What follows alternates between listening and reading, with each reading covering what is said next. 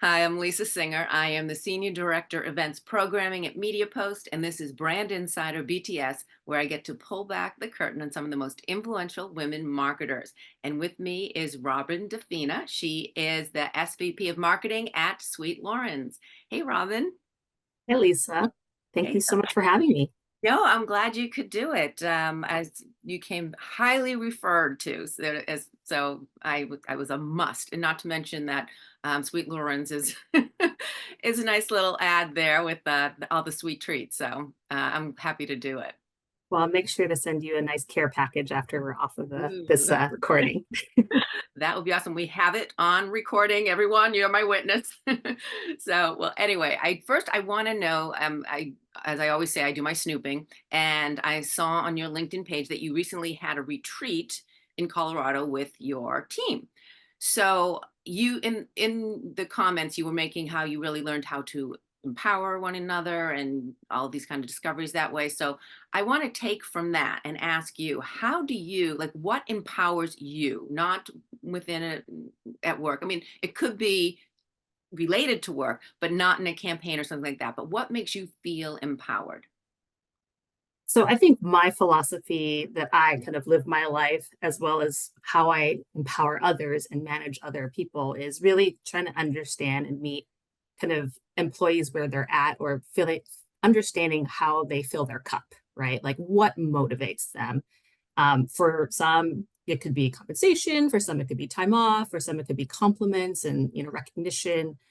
Personally, for me, it's all about impact. So I need to be in a role or in with a company where I can have the most maximum impact. And that's how I kind of, feel the most empowered, feel the most motivated, is like, what can I do and what can I accomplish in this role?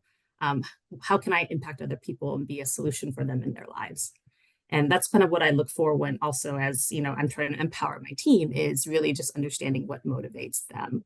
Yeah. And that's how I found it's that's been the, I would say, number one way of like unlocking people's superpowers is understanding what motivates them. No, I think that's awesome, and it does make sense, really. What if it excites you, if it excites someone from your team, then they're going to want to do better, and they're going to be, more engaged. I'm curious because I do know also when you have these kind of retreats, it's a way to build trust.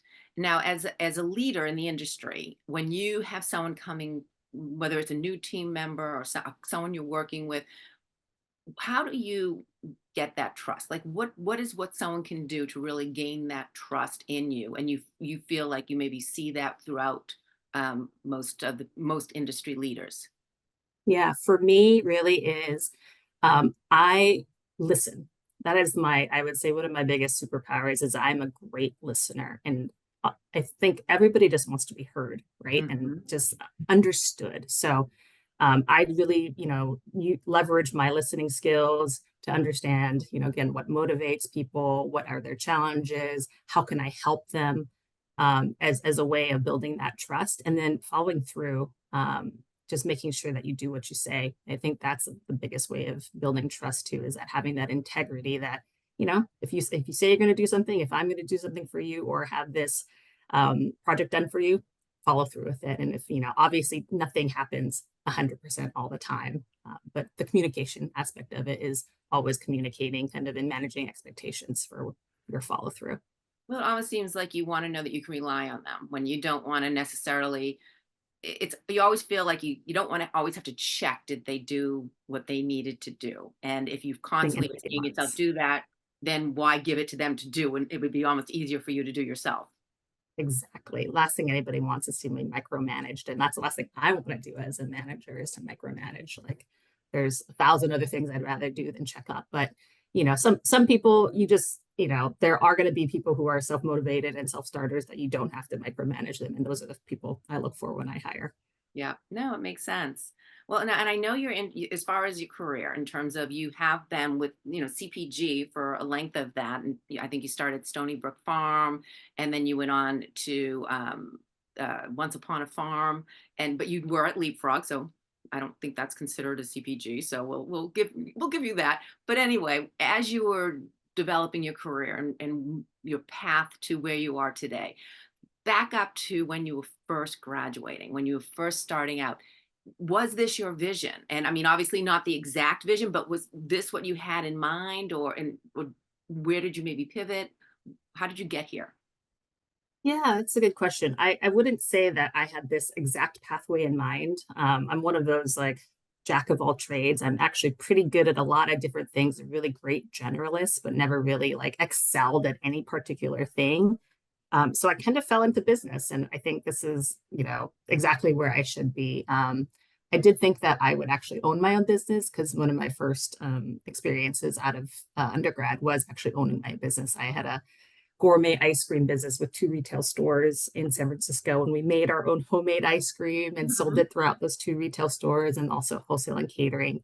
It was a small kind of, just a small side business. That was very much my primary focus back in the day, but it really made me understand like all aspects of the business. I loved the problem solving. I loved getting my hands dirty and having to figure it out, even if I didn't know it, especially as a person who's owning a business at a very young age, who didn't have a lot of life experience. But it also taught me exactly what I did not want to do. So I knew I did not want to work that hard.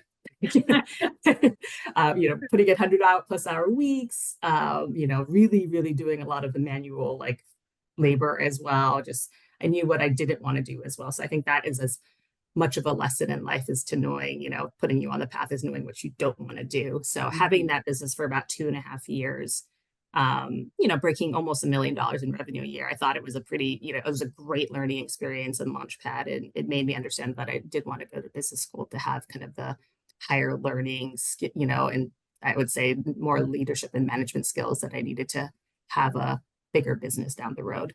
Yeah. So after my getting my MBA, I did also have a great experience in my first semester of business school where I heard the CEO of the future company I worked for, Stonyfield Farm, speaking at a Mhm. like a social responsible business event. And from that point on, I was like, I want to work for that man. He was just a visionary and a leader. He's kind of one of the godfathers of the organic industry, and just so incredibly visionary and motivational. So I saw my sights on him, and 2 years later, yes, that was my first position out of business school.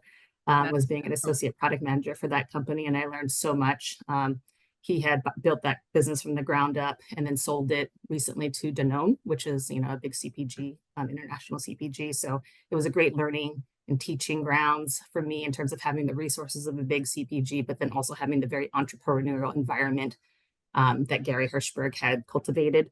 And from then on, I knew that that is what I wanted to do. I wanted to work for a socially responsible business, Yeah. obviously, just because I knew that people with their purchasing dollars can have an impact. And then also working in healthier food. And that was also a big aha for me in terms of my passions is how do we get healthier food out into grocery stores and retail distribution so that people have access, and making it affordable to people as well, knowing that healthier food shouldn't be just for the 1% or for the people who can afford it. We got to make it accessible to all. That's So definitely that's key. kind of been my life's work at this Mhm. point. Yeah, no, I'm curious because and I love that you sort of figured out what you're passionate about. And I'm sure that was there, but then knowing that you could actually incorporate that into your job. So that was something that I think a lot of people starting out need to figure out, because if you're not passionate about it, as good as you may be in business or whatever, maybe you're not going to get to that next level unless you also feel a passion for the work.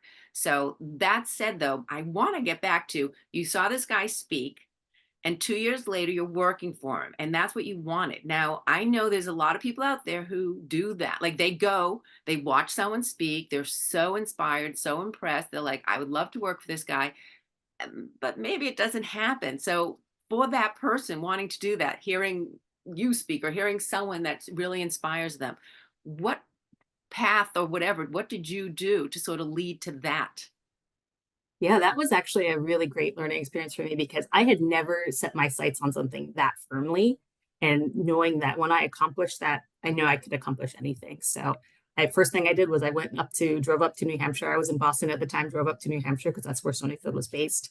Took a tour of the company, and they gave a tour of the yogurt facilities, making facilities. You got to like see, some of the where the milk was being stored in the silos and all that good stuff. And then just really started networking. The person who gave us the tour, I got her email, made sure to follow up and just mentioned that, there I had an interest in joining the company. If they had any marketing, entry level marketing positions available, I would be interested, and continue to follow up with her. She passed me along to the marketing team, and from there just kept following up. And that was the probably the most prepared I've been for any interview before. And it didn't hurt that I did have a food background, especially in kind of dairy, since I had owned my own ice cream business. They did have an ice cream business as well as to the yogurt at the time. So having that kind of entry and leg in the door really helped as well.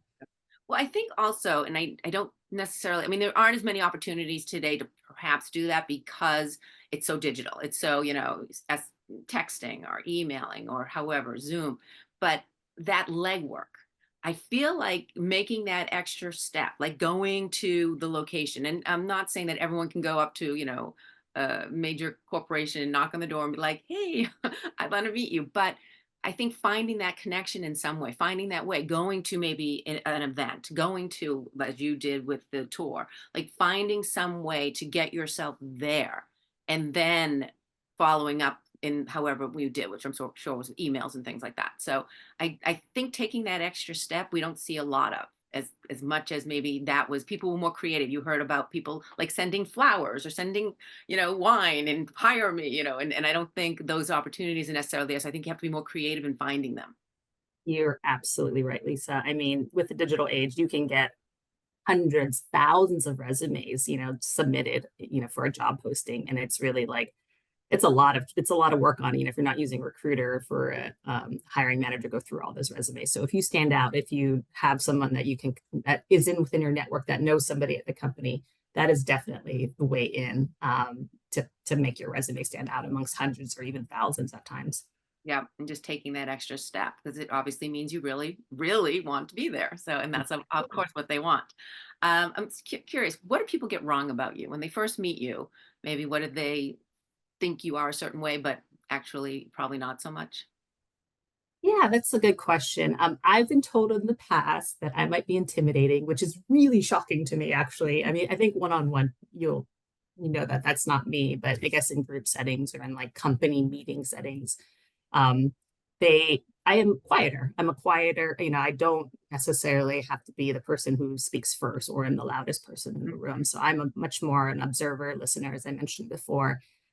Want to take everything in, and then I speak if I have something to say. I'm not definitely one to say anything if there is nothing to say.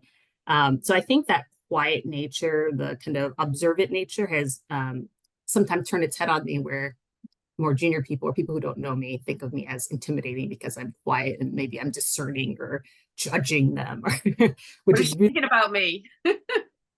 which is definitely not the case, because I lead with kindness, and this is what my intention is. I'm hoping I'm leading with kindness and understanding. So I definitely think that that was very shocking to me to hear that when one of our HR people mentioned that some of the junior people in the company thought I was intimidating.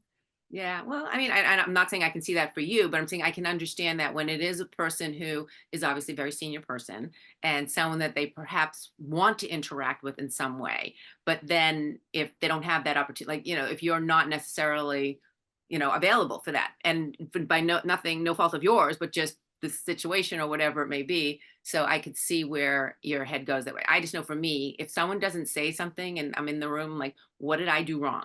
Like it's everything's about me. And really, maybe you're just having a bad day. Maybe you're lost in thought. Maybe you have a big presentation, whatever. But of course, no, it's about me. And I feel like probably a lot of people are like that. I think so too. Yeah. I have also learned in my career that, people aren't paying attention as much as you think they are sometimes. Yeah, it's really not the be all of the room. Get over yourself. But and I mean that not mean people who that's feeling that way, but just I know I say it to myself. I'm like, come on, really? Why is that even the case? I love the story behind Sweet Loren's. In terms of your founder, she had cancer. She survived cancer, and she realized she just wanted to have the sweetest things in life, and that's where Sweet Loren's came from. So, one, I think that's an amazing story to be able to, people can respond differently to horrible things in their life. People can react differently, and taking it positively it says so much about the person. And I think that's completely something to learn from. And so for yourself, I'm just curious though. So looking for that sweetest thing in your life, like what would that be? What makes you just be happy? I mean, beyond the kind of normal like family, obviously, I adore my children, adore my, I do think, as I said, I'm like internally motivated for impact, as I said. So it's like even that's what gets me up in the morning. What can I do to move the ball forward every single day, and have that impact that I seek to have, you know, whether it be, you know, preventing, artificial ingredients from people's diets, whether it be reducing sugar in people's diets. I do feel like that is what's motivating me and makes me feel like, that that's what motivates me and drives me to get up every day. Well, I'm curious because obviously you do it with your work. Is that something you do like on a personal level? Does that drive you to make an impact with your friends or with I mean, obviously I'm sure your family is getting if you're not a cook, then you're buying it. Or if you are a cook, you're creating these um, meals that are very healthy. But is that something that also motivates you outside of work? It does. As I said, healthy eating has always been a part of my kind of, I would say, passion. It's funny because my kids, as they get older, they're 11 and 8 right now, have exposure to a lot more things, and I'm not able to be that complete gatekeeper mom anymore. That you eat what's in your lunchbox, and there's all kinds of other influences. So I do know that there's a little bit of balance there. But yeah, I think from what drives me, and like I do enjoy cooking for my family. I make pretty much every meal. I make my family sit down and have meals pretty I much love that. breakfast I and think dinner I grew up every that way, and night. I like that. Yes. I love it. Yeah, because I feel really, when I see other families sometimes and they're either all making something different to eat, they're all eating at different times. And luckily for us right now, we're still able to do that, making sure that, we sit down at every opportunity to have a meal together. What else I find sweet is just always constantly learning, making sure that I have this kind of like learning and growth mindset. As I get older and as I get, more experienced or, in this role, like I just feel like I always constantly need to be learning and growing and learning new things. So it could be anything with like marrying up my love for learning and marrying up my time with my family, like doing things together as a family that we can learn. So, Yeah. for example, we're doing a family kung fu lesson every week. So we're all learning Awesome. kung fu. My daughter is the best by far. She's already graduated to like a sword. Oh, Um, cool. When I did Kempo karate, I did that. So it was all the belts, like, white, yellow, orange, blue, purple. I did get up to black, but then hey, was wow, that's impressive. I was pretty good. And then yeah, I just lost, like it was like when it was part of my, like high school. And then I mean it was outside of my high school. I did it on my own, but I continued with it. But then once I started moving and going, traveling for work kind of thing, I just never restarted with another place. But yeah, I used to compete, and so I enjoyed it. Yeah. Wow. Do you have any moves you can share? Um One, I got grabbed once. I was grabbed once on the subway in Boston. And like everyone was literally getting on, all my friends, they were ahead of me. And if I hadn't gotten away, I would have been on the sole platform with this person. And I basically head, butt, the nose, and then stomped, like just kind of elbowed and stomped and loosened and then ran. Like it was just like very quick. I didn't even think about it. Like, because at that time I was really into it. So it was very reactive. I think Active. today I'd be like, help. Like, but at that time I was doing it so much that, and so I got on the subway and my friends were like, did something just happen? I'm like, I'm good. Well, So that's incredible. Yeah, yeah, like it's very reactive. And that's the thing. Women, it's not power against someone because if it's a bigger person, bigger guy, you're not going to win. If it's force against force, you go with their force, you go with their energy, you just react that way. And so that's just, I mean, my little tidbit. But so, yeah, no, so I think that's awesome that your daughter is the best and really getting to it. What I loved about it, it's the strength, the flexibility. I wasn't a like I was a sports person. So I didn't do those kind of stretches. Like, not that you don't in sports, but I didn't. I would just be like, all right, let me run, let me do this. And so that's what I loved about it. And it just gave me an empowerment, doing those things on your own as opposed to with a team, being out there. And I mean, the first time I bowed out in the middle of a competition, I literally collapsed to my knees. So it was just like, I'm like, okay, get up, and did it again. But anyway, enough about me. So, but I love that your daughter is doing that and that you are as well. So, and totally enjoy that. Yeah, that definitely helps me like clear my mind from work and any stresses, and that's what you do. You focus that for that hour, hour and a half, and Yeah. that's all that matters. No, that's awesome. So, well, all right, back to Sweet Loren's. Enough about the Kung Fu Hour. So, I know Sweet Loren's has core beliefs, and what I was reading on your site. So, one, that products are always delicious. It's simple, and yum is your goal. Everyone has a seat at the table, so bringing people together through food, and never compromise. Okay, so I want to turn them to you. So, one, what is your daily goal? Like, the goal, obviously, for Sweet Loren's is to keep things simple and yummy. What's your daily goal for you? Not at Sweet Loren's, but outside. Yeah. My daily goal is, I hate to say this, because I feel just, really stretched, is to get through the day and just feel that I did my best. It's a pretty demanding role. It's not like other jobs aren't, but it is a pretty demanding role. My kids are still an age where they need me, and so I do feel like as long as I show up as best as I can for work, for my kids, for my family, that's that's how I consider the day successful. And do I feel good about it? Like, do I feel like that I showed up in the best way that I could Yeah. for them? So I don't know. It's Well, not it's not cool. the answer, but I do feel that that's kind of true.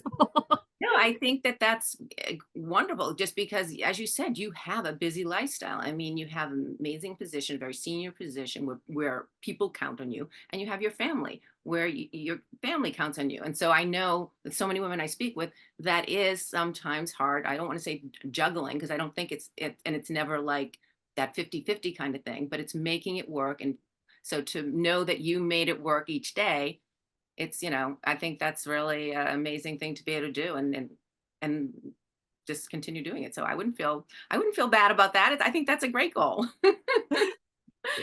Okay, well, then I have to go to, so it's about bringing people to the table. So if you were to have invite anyone to your table, past or present, who would it be and why?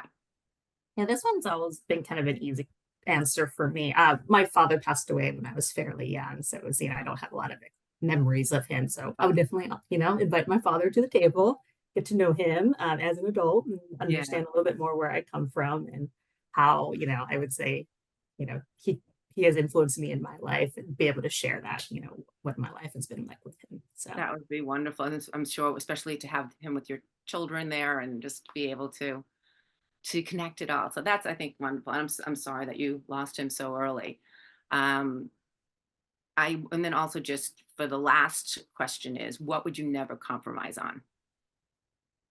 what would I never compromise up from? I would say, as I said, healthy eating has been part of my passion, getting people to eat healthier. So I do have to say it's funny because sometimes when I tell my kids, like, no, you can't do that. And it's like, you'd think I'd be talking about drugs or something like that, but it's like the soda or something like that. My kids have never had a Coca-Cola before until like recently, things like that. And it's just, I need to like reground myself and just be like, okay, like it's Yeah, not going to kill them. It's not going that's to hurt them.